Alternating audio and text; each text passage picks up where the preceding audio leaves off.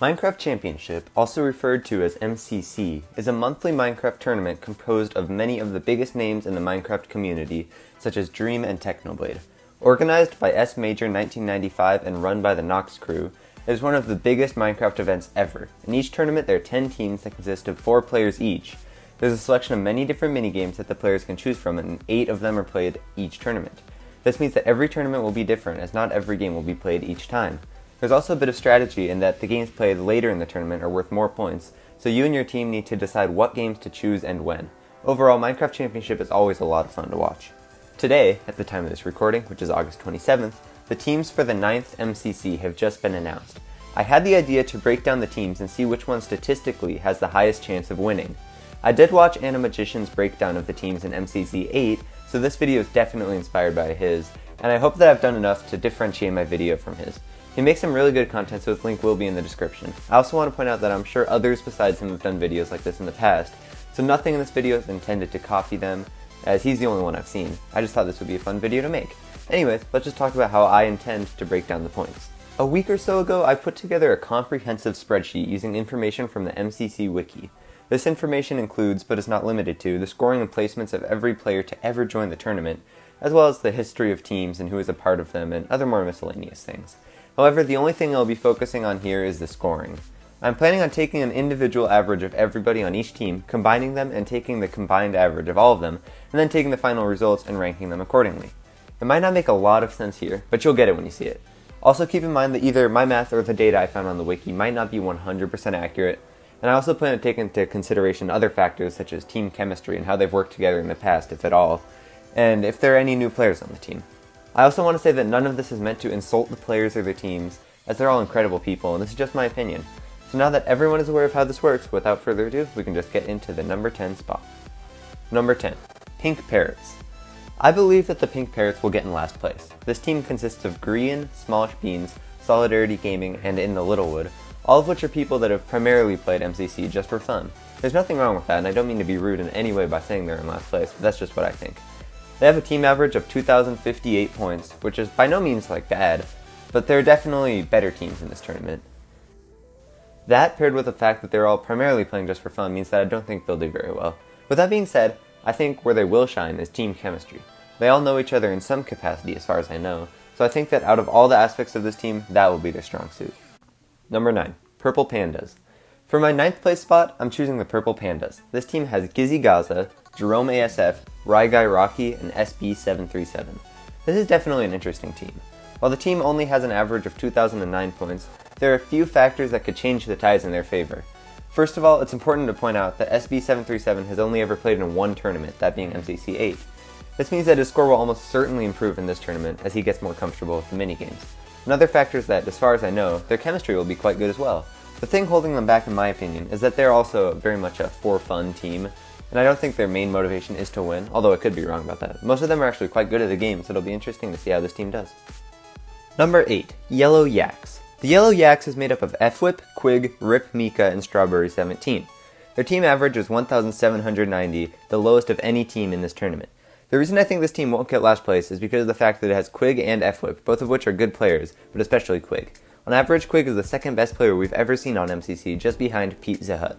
Quig and F-Whip also just teamed together in MCC 8, coming in second place. However, the reason I don't think this team will do as well is because of the fact that they're teamed with Rip, Mika, and Strawberry, who just play for fun. There's nothing wrong with that, I just feel that that's a different outlook on the tournament than Quig's competitive drive. Rip Mika was new to MCC last tournament and only got 451 points, so obviously I think that she'll do much better this time.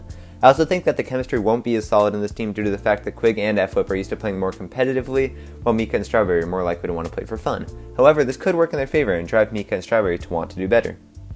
Number 7. Orange Ocelots. In 7th place, I have the Orange Ocelots, a team consisting of CPK, Tapel, Shovel, and Pearlescent Moon. Their team has an average of 2,061 points. Honestly, I could see them doing much better than where I'm placing them. CPK and Tapel are both quite skilled competitors, and especially seeing as Tapel's first MCC was in MCC 8, as he gets more comfortable with the tournament, he could easily do even better than he did before.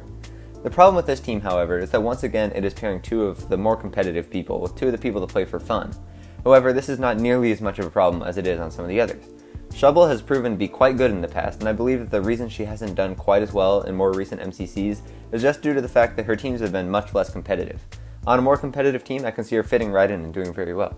The same can be said for Pearlescent Moon. She's often paired with the Hermits, who always play for fun, but I can really see her stepping up when paired with a more competitive team.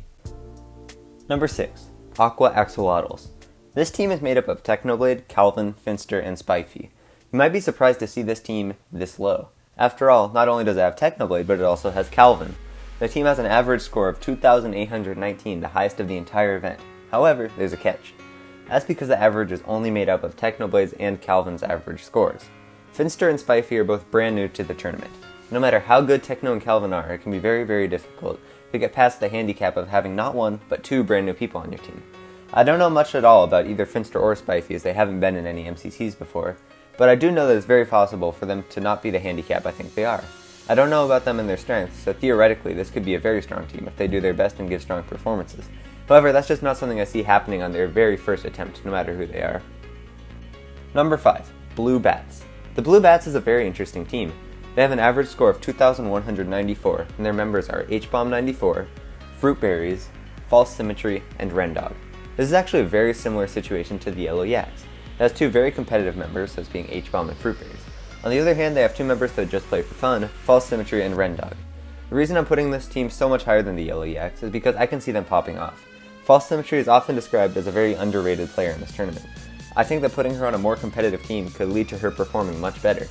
Also, unlike the Yellow Yaks, with one insane player and one pretty good player, Quig and F-Whip respectively, I would consider both H-Bomb and Fruit Berries to be insanely good at the game. Number 4. Red Rabbits. This team is one of the two teams that are returning from the last MCC. The team has an average of 2,428 points, and the members are Filza, Wilbur Soot, S Major 1995, and Tommy Innit.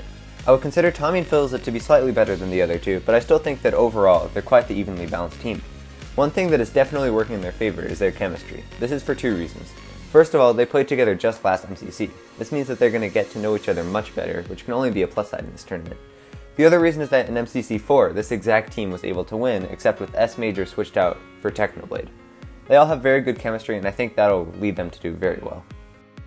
Number 3. Green Guardians. The Green Guardians are the other team that are carried over from MCC8, with the lineup being Sapnap, George Not Found, Curtsy, and The Arid. They have a team average of 2,381 points. Even though they are a lower average than the Red Rabbits, I believe they have the potential to do much better, perhaps even getting in the top 2. The first thing to point out is that none of them are what I would consider a weak player. Eric may be the weakest on the team, but I still think that he can more than hold his own. The other very obvious thing is the team chemistry. Even if we were to ignore the extremely obvious chemistry between Sapnap and Jor, just 2/3 of the Dream Team, it's a similar case to the Red Rabbits. This being their second tournament together in a row, they're able to grow even closer together, allowing them to perform very well. And while Sapnap and Curtsy are undeniably very good, both of them being in the top 10 players on average, I think both George and Arid have a lot more to give, and if they practiced enough, they'll absolutely do well. Number 2. Lime Llamas. Honestly, the choice between first and second place was easily the hardest decision to make. I'm positive that either one of them could take it, and possibly even the Green Guardians could. However, I'm making the decision to put the Lime Llamas in second place. This team is made up of Dream, Fundy, Tubbo, and Sylvie. This team is an insanely good team with an average of 2,536 points.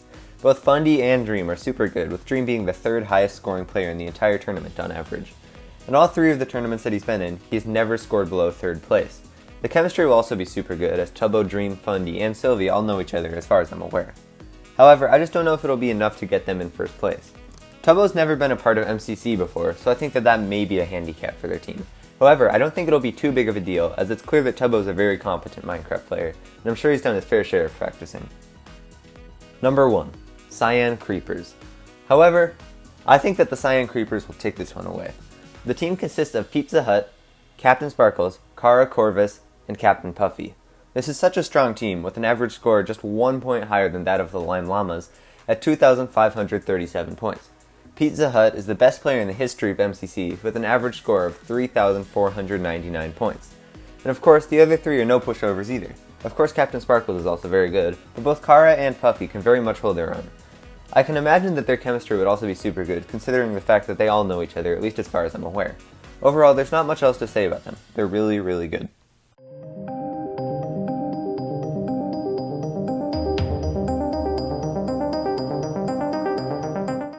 So who will win? The one thing that I never mentioned about MCC is the fact that getting the highest amount of points doesn't necessarily mean that you will win. That's because the two highest scoring teams get sent to a final minigame for all the marbles, Dodgebolt. Dodgebolt is a one-in-the-quiver-esque game that puts both teams against each other in a best-of-5 bow battle to the death. Whoever gets 3 wins first takes home all the glory as the winner of MCC. So who will win this final game between the Lime Llamas and the Cyan Creepers? And actually, for this I would have to give it to the Lime Llamas. A user on Reddit known as Mr. Orca Dude put together a list of all the Dodgebolt statistics and accuracy rates and all that kind of thing. So a huge thank you to him for that. And looking at the statistics, it seems like the Lime Llamas have the slight advantage. That's because of the fact that both Dream and Fundy have won Dodgebolt the only times they've made it in, with a 1.33 and 2 KDR respectively. While they've only made it in once each, so they have less experience, I think that their archery skills make a big difference. Tubbo and Sylvie have never been part of Dodgebolt before, but from what I know, Tubbo is quite skilled, and very often arrows are funneled to only a few members of the team, so the other two can provide more of a defensive role, if nothing else. Cyan Creepers have all made it to Dodgebolt, but the highest KDR that any of them have is a 1.07 from Pizza Hut. KDRs are of course not everything, but overall I think I would consider the Lime Llamas to have the advantage on this front. So that's just my take on it. I really hope that you enjoyed this video because it was a lot of fun to make, and if you did, please make sure to leave a like and subscribe if you haven't already. If you're not aware, MCC 9 takes place in only a few weeks on September 12th, so please make sure you watch it and support your favorite creator in it if you're interested. I have no recommendations because everyone in the tournament is great. Just choose someone you're interested in, and I'm sure it'll be awesome. Of course, this is all only my opinion, and I'm more than prepared to accept the fact that the majority of these predictions will end up being incorrect. If you disagree with me, that's totally okay, but please make sure to be respectful about it. Once again, I want to reiterate that this list is not meant to hurt anyone's feelings, as I think that every single person in this tournament has the potential to do very well for themselves and their teams. Also, Animagician's link is in the description. Anyways, I really hope that you enjoyed, and I'll see you in the next one. Bye bye!